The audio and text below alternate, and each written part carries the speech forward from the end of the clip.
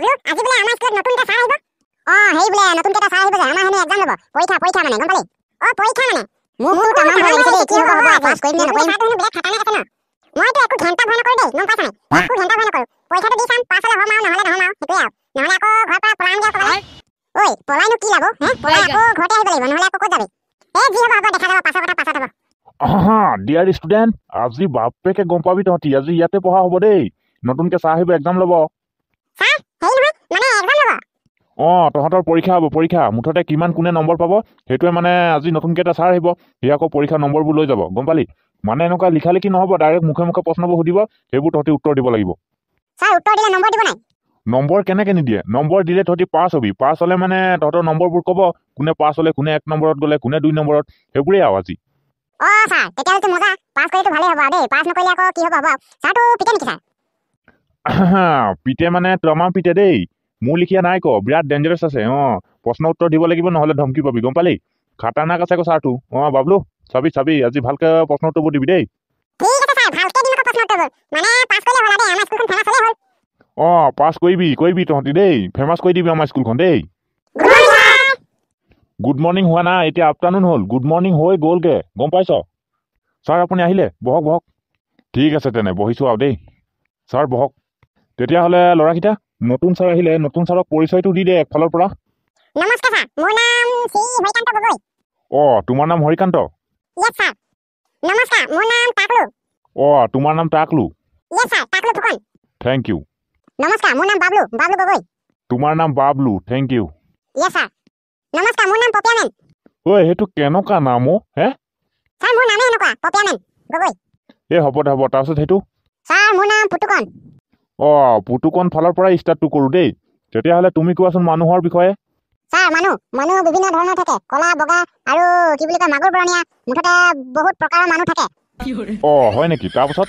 sir মানুহ বিভিন্ন ধৰণৰ থাকে মানুহে বিভিন্ন ধৰণৰ খাদ্য খাব পাৰে মানুহে আকৌ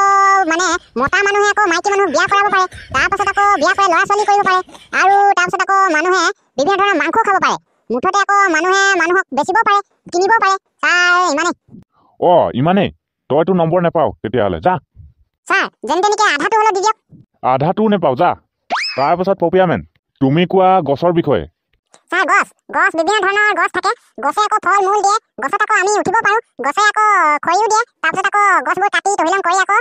কি বুলি কয় এনেকুৱা মানে দলং চলং বনাব পাৰে তাৰপিছত কাঠ ফলাব পাৰে ছাৰ তাৰপিছত আকৌ গছে কি বুলি কয় পুষ্পা চিনেমাটো বনাইছিলে গছৰ পৰা মানে এইটো ৰঙা চন্দনটো সেইটোকে আকৌ চিনেমা বনাইছিলে ছাৰ হয় নেকি তুমিও নম্বৰ নেপাও যা ছাৰ আধাটো দিয়ক আধাটো কি একোডাল নেপাও যা তাৰপাছত আহি গ'ল বাবলু